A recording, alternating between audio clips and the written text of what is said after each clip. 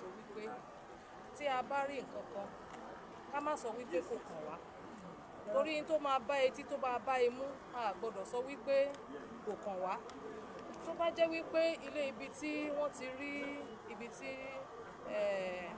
àdó olóró tó dún gbàmù lánàá yẹn, tó bá jẹ́ pé ilé ibi tí wọ́n kó kinní yẹn sí, tó bá jẹ́ pé àwọn alábàágbé wọn ṣàkíyèsí, bóyá bíi landlord àbáwọn alábàágbé wọn tó bá ṣàkíyèsí, tó ti fi tó CDA chairman létí àbí tó ti fi tó àwọn àjọ agbófinró létí wípé ìrìn àjò àwọn tó ń gbénú ilé yìí ó mú fura lọ́wọ́, àwọn aláàbò wọ́n ti move, wọ́n dẹ̀ ti dẹ́kun tó ṣẹlẹ̀ yìí. So mo fẹ́ rọ̀ wá gẹ́gẹ́ bí olùgbé ìpínlẹ̀ Ọ̀yọ́, tá a bá rí nǹkan kan tó ṣe kàyéfì, ẹ má jẹ́ ká máa ṣe bí ẹni pé kò kúkú kàn mí, torí tó bá ti bá ojú ó ti bá mú náà nìyẹn.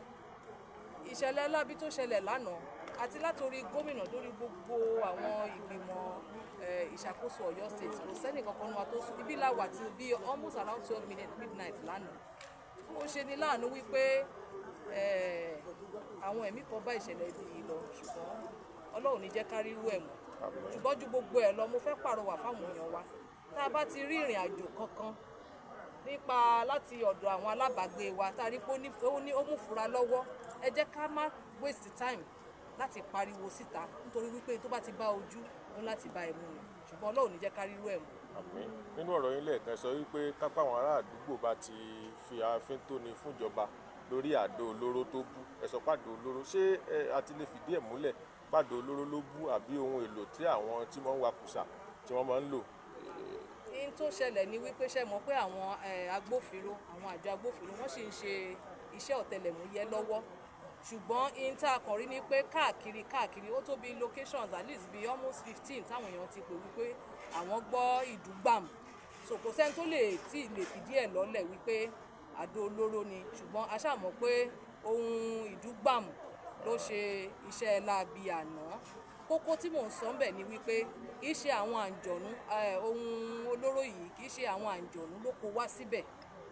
Wọ́n ní ojúlalá kan fi ń ṣọ́rí ju gbogbo ẹ̀ lọ. Mo tún rọ àwọn ará ìpínlẹ̀ Ọ̀yọ́ lẹ́ẹ̀kan sí wípé ẹ jẹ́ kí a máa kíyèsára ará àdúgbò wa, àwọn alábàágbé wa, ìrìn àjò wọn tó bá mú fura lọ́wọ́ ká tètè kígbe síta, ká fi tó àwọn agbófinró létí, ká fi tó àwọn ẹ̀ka ìjọba tó bá yẹ ká fi tó létí, nítorí wípé tó bá jẹ́ pé a ti ráwọn tó ti pariwo síta wípé ìrìn àjò àwọn ará bí ó mú fura lọ́wọ́, ó ṣeé ṣe pé àwọn òṣìṣẹ́ aláàbò wọ́n ti wá síbẹ̀, wọ́n ti wá ṣe ọ̀tẹlẹ̀múyẹ́, wọ́n lè dẹ́kun irú ìṣẹ̀lẹ̀ báyìí. In English in 1 minute.